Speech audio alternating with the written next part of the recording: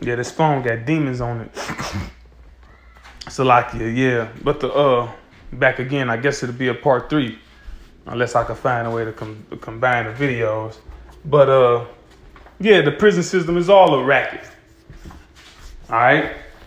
And then there's always been a way to monitor you. What they say, they give you enough rope to hang yourself, set you up for failure or probation and parole, which they still monitoring you, and they still, got certain restrictions on you.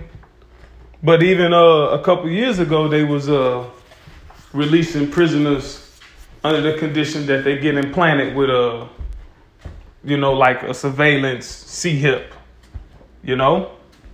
So that's why the scripture even goes in. It says, both small and great, rich and poor, free and bond. But Lord willing, we're going to get that once the video over.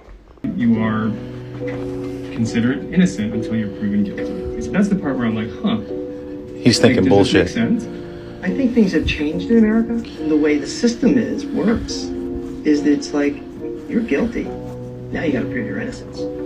I just happened to be a businessman that got into the business to help people. To help yourself, dude. Oh my God. Look at this dude. And he had the typical face of a devil. Just smug, no remorse. It is what it is face. Right? But this is Habakkuk 2 and 5. Yeah, also because he transgresseth by wine. Wine is a philosophy. Wine is a thought process, metaphorically in this scripture. And the thought process that they will have you adopt will leave you out here drunk in the world. Will leave you out here stupefied. It says he is a proud man. Right, and why he's proud because everyone has drunken of his wine. He feel like he's them people who feel like they're the smartest person in the room. That's him. He been in that stead for a long time now. It says, neither keepeth at home who enlargeth his desire as hell and is as death. Right. So everywhere he go, he's as death because he ain't staying at home. So when he goes to other countries to impose his will, he only could he only can do it through death. He can't do it through life. He can't do it through peace. He know not peace. All right. Even if you agree with him, he's still gonna mess you over. Like the scriptures tell us, if we besiege a city and they be peaceable unto us, then you deal with them a certain way. The scripture speaks about how he strike even those at peace with him. It says, and cannot be satisfied, but gathereth unto him all nations and heapeth unto him all people. And this is going to be the connective glue that's going to bind everything together. All right. Is the C-hip. That's what his plans is. His plans to was going to connect, because in before time, they did it through religion. All right. That's why, because what is religion? What's so key and vital about religion in the ancient days? That influenced how you think. That influenced your perception of reality. So when people would take over other people and conquer other people, it was always easier to rule them through religion than to constantly rule them through force. Constantly got to put down the rebellion. No, let's pacify them. Let's pacify them with an inclusive ideology. All right. And those things work to certain extents. But now this devil is at the point where he feels he's got the ultimate ideology in combination with dumbing you down, keeping you weak mentally, being in total control of every aspect of your life and the technology and the science. See? See, so he got more than what his predecessors had. All right, because not only do he got control over your food and your water and your clothes and your homes, but he got control over the quantity and quality of it. Especially the quality. You got lab-grown meat and plastic rice and plastic eggs, and that's just what we know. So this is Revelation 17:1.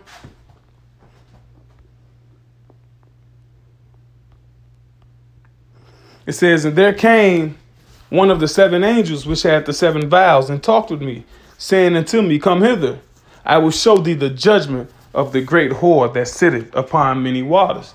So there's a judgment, all right, for everything that's going on. Matter of fact, I never finished that Habakkuk.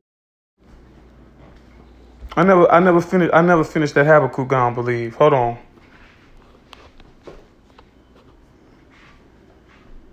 No, that was verse 5, but I'm gonna read verse 4. Habakkuk 2:4. Behold, his soul which is lifted up is not upright in him, but the just shall live by his faith. So his soul is not upright. He got a wicked soul, and that wicked soul is causing him to do what he's doing now in the earth. Everything we see that's going on, all right? Everything is failing, all right? How he coming for us, all right? But the scripture says what? But the just shall live by his faith. Hey, Revelation, the 13th chapter says what? He that killeth with the sword must be killed with the sword. He that lead into captivity must go into captivity. For this is the faith and the patience of the saints. So this is how we, the hopeful elect, the mindset that we got to be in. We just got to endure it until it's over. Endure it until the judgment comes. That's why the scripture says the righteous shall rejoice when he seeth the vengeance. Because you just been patiently waiting to get your lick back. This dude been got you tied up and punching you and laughing and running around in circles. Nana and the boo-boo, you can't get me. So you just patiently waiting to be unleashed. You know, you can't do nothing else. You tied up. But this is so we read the Revelation 17:1, which speaks about the judgment of the great whore that sitteth on the many waters. So there's a judgment coming. This just ain't no nonchalant events that's happening in the earth. Like how that dude in the video had that nonchalant, smug face. Revelation 17:15. It says, and he said unto me, the waters which thou sawest where the horse sitteth are peoples and multitudes and nations and tongues. Right. So the great whore, which is America, aka Babylon, that sitteth on many waters. What do they call this place? Right. It says that sitteth on many waters. They call this place the melting pot, because this is the place full of peoples, nations, and tongues. All type of different people live over here. But furthermore, America influenced more nations than any other nation. What country or island can say that they don't got an American influence? And even if it's not American, if it's a French or English or Portuguese, those all part of the same system, all part of the same beast. So the Western powers, Western society, aka Caucasian Edomite supremacy, has virtually touched all people. All right. You see what happened when the C-19 happened 3 years ago? All these countries that's beefing, they all agreed on one thing, that everybody had to be injected. But like I stated earlier, they sit on many waters, right? They influence a lot of different nations and peoples. But the connector, what's going to connect and tie everything together, is this mark of the beast. Revelation 13.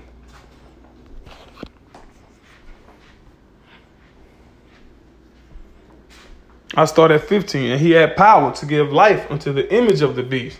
So see, he got power to now we live in a day and age that all these philosophies can take precedent.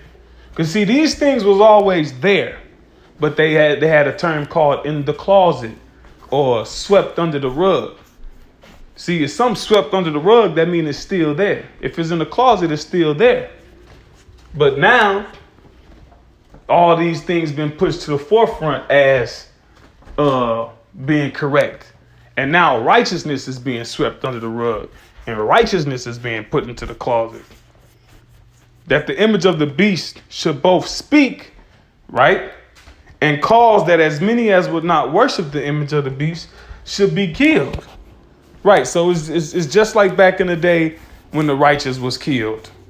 All right, when there came different times where the righteous men wouldn't denounce righteousness and they wouldn't stand for evil and iniquity, then that was that's the penalty for that. You got to get killed. All right, because the devil don't want no influence of righteousness. He wants that spark quailed. Verse 16. And he causeth all, both small and great, rich and poor, free and bond, right? Free and bond, whether you locked up or not, to receive a mark in their right hand or in their foreheads. And you go into that word mark, it's the Greek word, it's charagma, which means thing planted, inserted, palisade, a mark stamped, tattoo, as the badge of the followers of the Antichrist, which the Antichrist isn't one man the way the movies will have you thinking, but the Antichrist is a spirit of rebellion. Anti means not, Christ means anointed. So you're anti-Bible. Basically having the spirit of the current world. Because this current world is anti-Bible. It says, let me see. No, I was going to get the word mark, but we ain't got to get it. I quoted it. It says, and that no man might buy or sell, save he that had the mark. And you see that on small levels throughout the world. Different parts of China, different parts of those I don't know, Scandinavian countries over there, Switzerland or something like that, where it's like 90% digital. Well, over 60%, at least in over there, Switzerland, or one of them countries. I get them confused. Blue hair, blonde-eyed, blue-haired snow. One of them countries where that's where the people like, and that's where the climate like. Switzerland or something, right? They basically full digital, and over half is got the MOT to the B. Then parts of China, they digital too, and a lot of them is implanted too. And it's to the point where they not side by side with the regular people. They look at people who use regular money as the only people. This how you view. You either old or you a little off. You a little slow. So basically, it's already a stigma that you're not, with the current scheme of things. That's even in America too, but not to the same extent. But not to the same extent with other things, socially. But it's coming. You can see it now. One of these entertainers doing the commercial, speaking about how they loving, they C-hip and this, that, and the third. Hey, we saw it with the C19. You look good once you vax that thing up. Really? That man been dormant for years. Then next thing you know, you see him pop up.